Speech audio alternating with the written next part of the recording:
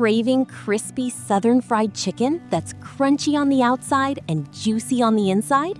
Today, I'll show you an easy homemade recipe that delivers incredible flavor with simple ingredients.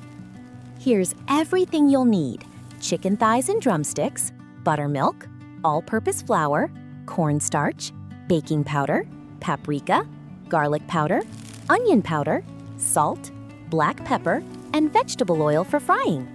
Start by mixing the spices into the buttermilk.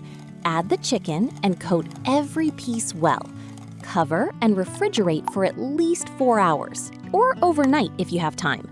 This step helps the chicken stay tender and flavorful. In another bowl, combine the flour, cornstarch, baking powder, and a little more seasoning. Coat each piece of chicken in the flour, dip it back into the buttermilk, then coat it again.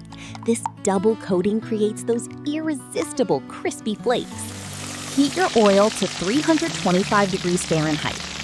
Carefully place the chicken into the hot oil without overcrowding the pan. Fry until the coating is deep golden brown and the internal temperature reaches 165 degrees Fahrenheit. Let the crust develop before turning each piece. Transfer the chicken to a wire rack instead of paper towels. This keeps the crust crisp by allowing steam to escape. Pair it with mashed potatoes, biscuits, coleslaw, or your favorite southern sides. Thanks for watching. If you enjoyed this recipe, please like, subscribe, Make sure to subscribe to our channel so you never miss a delicious recipe. And I'll see you in the next video. Click the bell to join our cooking family.